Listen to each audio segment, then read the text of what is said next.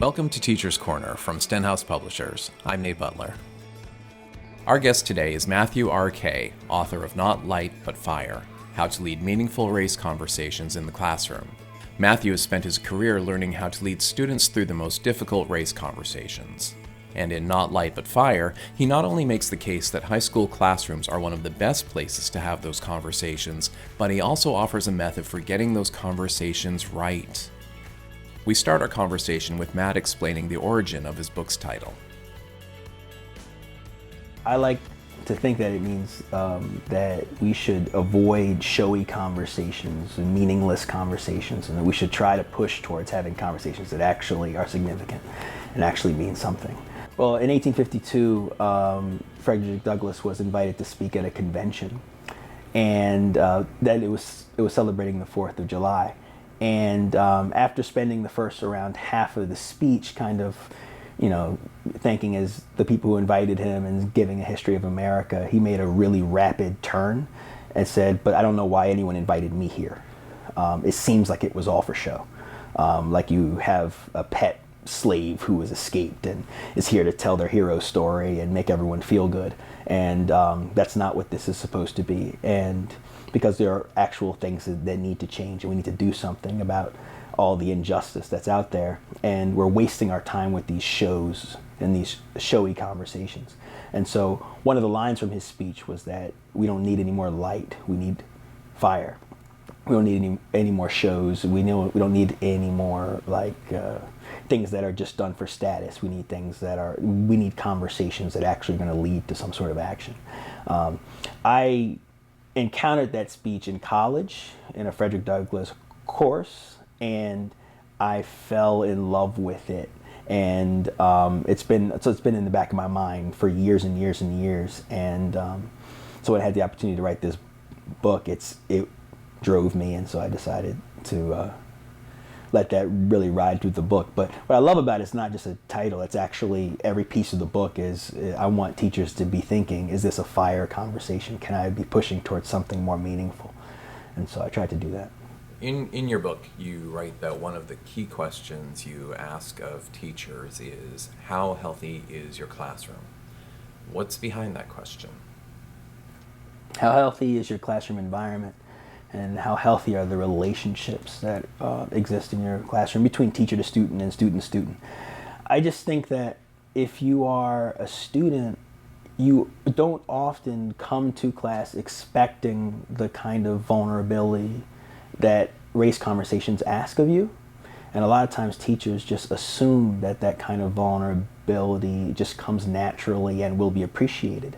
Where in fact, a lot of times, we're asking students to behave as if they trust us when we haven't given them reason to trust us yet.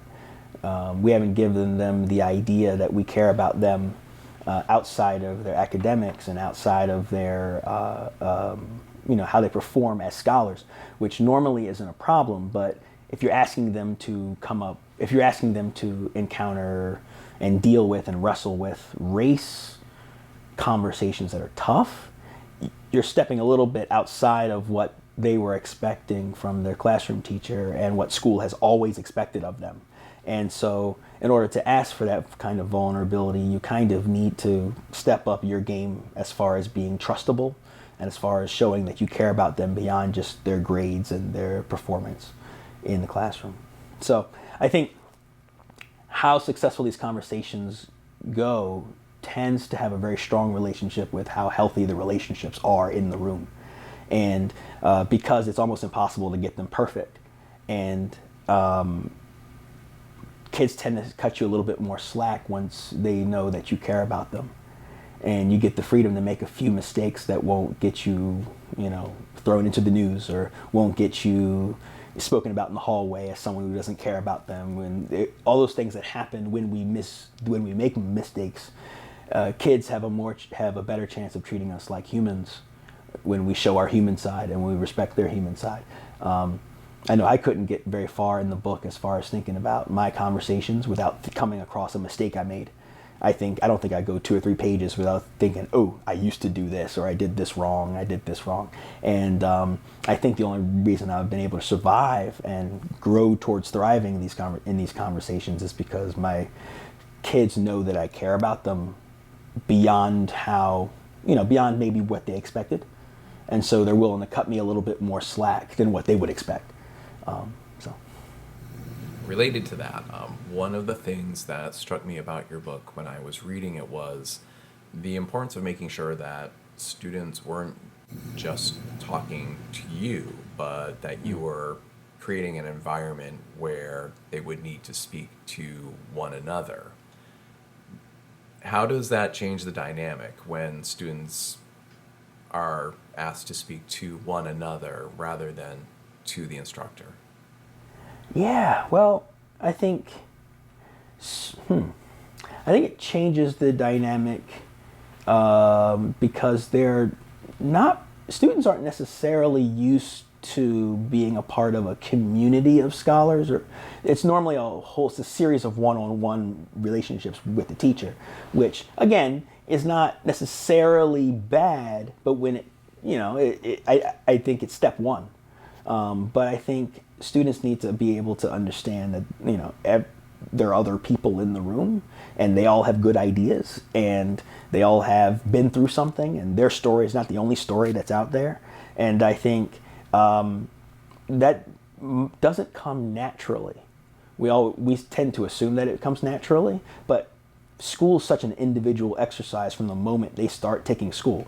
Like, they get their grade, all of the rewards are individual, and it goes all the way through senior year, where like the college scholarship you get is individual. And it goes through your adult life. Everything, like, there's not actually too much collaborative in their academic life.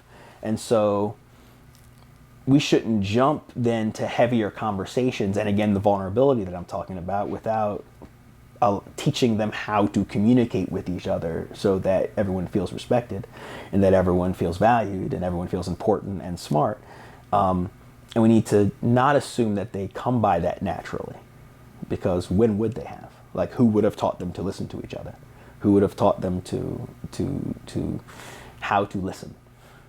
In a lot of the kids' cases, some of them have, but in a lot of the kids' cases, nothing about school has been about listening to each other authentically. Well, when you think about it, everything you're taught at school is to not talk to each other. Yes, don't talk to them. Like, they learn talking is bad. And we do weirdly, during our progression into being more student-centered teachers, we do some things that are a little silly. Like, sometimes we sit kids in groups, right? And then fuss at them when they speak to each other. And to me, it's so weird. Like, if you sit me across from someone and I don't speak to them, I might actually have a problem. There might be something wrong with me. I'm supposed to want to talk to them. Like, you put any group of 4 people together and have them face each other and then fuss at them for talking to each other. It seems weird to me. But it seems like a step, it just comes from not reflecting as much, I guess. This question is about pop-up conversations. Can you talk a little bit about what you referred to as those pop-up conversations in your book? Yeah. Pop-up conversations are scary to me, because I think that actually a lot of the worst things that can happen during a race conversation happen during them. I think a pop-up conversation, which definition-wise, a pop-up, you didn't plan it. It's more based on something that happened, out in the world. And it could be a current event. It could be you had an idea that was fresh, and so you ran with it, like you were driving into school and you said, wouldn't it be cool if? Or it could be something like what's in the book, where like it's an election or something like that. It could be any of those things. But the one thing is, it's outside of your curriculum, and you did not necessarily spend that much time and energy and thought and reflection planning it. I think that's where a lot of the problems come, because you haven't had a chance to say, but what if this happens? But what if this happens? What if one of my students is fresh from a refugee camp? What if I have a child of a police officer in this classroom? What if I have the child of someone who's been killed by a police officer in this classroom? What if, like, we haven't had those opportunities to actually reflect. We were so in love with our idea and so puffed up with our own perceived importance that we felt like a teachable moment was the most important thing. And I think a lot of that's myth. I think that a lot of us are told about teachable moments. We should immediately engage the things that happen in the world. And it might even be a lot of our instincts because we're powerful in the classroom. So we feel like, our kids need us to do this. And I just wanted to push against that because I feel like reflection is important. But I think that there are ways to have pop-up conversations. So I put that in there. I try to describe ways, if you're going to have a pop-up conversation, make sure that you do this. But I still think in almost every case, the rush that you feel is artificial. Like, the kids will be there tomorrow, and they'll be there the next day. They'll be there next unit. They're not going anywhere. Think about your lesson. If you're going to bring up, especially if it's a hot button issue, think about it. You have time. There's no reason for you to rush into it without bringing your best teacher energy and your best teacher thought process to it. In Not Light But Fire, you talk about safe space. What do you mean about demystifying the safe space? When I talk about demystifying the safe space, it's because most teachers speak about safe spaces with an air of magic. It's magical thinking, not intentionally. And good teachers, like good, thoughtful, kind teachers, unintentionally approach safe space with a magical thinking concept. They walk in first couple of days of class and they go, I just want you to know that it's a safe space in this classroom.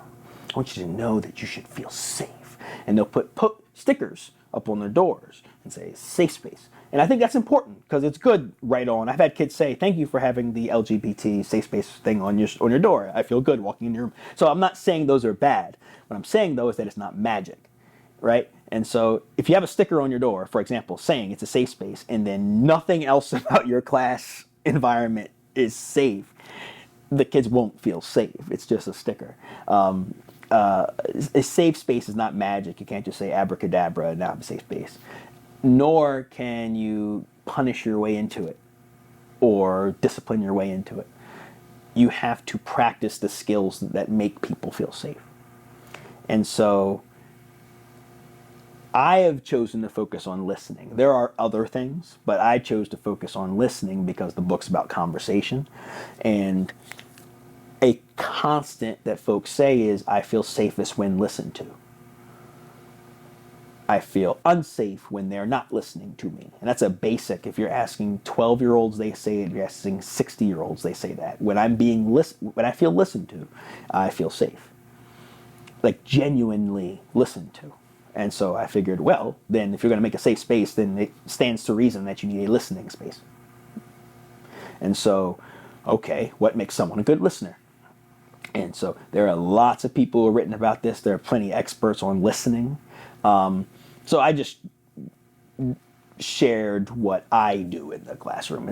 There are a lot of ways to approach listening, but I distill it into 3 skills. And those are the skills that are in the book. But mostly it's after teaching the skills and practicing the skills and reframing my discipline and everything around the skills. For example, if a kid shouts out in class, I'm not yelling at them to stop misbehaving. I'm reminding them to be patient. And those phrases matter. And then I get more like, oh, my bad, I apologize. Go ahead and finish. I got something to say. And whereas if I had said, be quiet, wait your if I come at it with a more disciplinary mindset, they whisper, Mr. K don't like me. Now that kid doesn't feel safe. Now I might like them just the same. That's the kid's emotional decision. We know the kids can make up their own mind they freely make up their own minds about what teachers feel about them, and very little of it is true. But that's the point. If they don't feel like you like them, then you can't then turn around and say, so how does it feel to be a minority and oppressed, da-da-da-da. You can't sit around and ask them to dig deep into their emotional reservoir of hurt if they think you don't like them. This is it, which seems basic, but it's, so I just decided to focus on listening, because that's the thing that makes everyone feel better. Everyone feels better when someone is listening to them. Our guest today was Matthew R.K., author of Not Light, But Fire: How to Lead Meaningful Race Conversations in the Classroom, which is available from Stenhouse Publishers. Follow him on Twitter at MattRK, and check out his website, notlight.com. That wraps up another edition of Teacher's Corner. Check out our website at stenhouse.com, where you can find the podcast archives, book previews, study guides, and more. If you haven't done so already, we'd appreciate it if you can take 1 minute to give us a review at Apple Podcasts, Stitcher, or whatever podcast player you use. It helps out a lot. And if you've done that already, thank you. Please consider sharing this show with a friend or colleague who you think could get something from it. And as always, thank you for listening, and if you have any questions or comments, we'd love to hear from you. Send your thoughts to us at marketing@stenhouse.com. Until next time, I'm Nate Butler, reminding you to not only listen to Teacher's Corner, but to put what you heard into practice.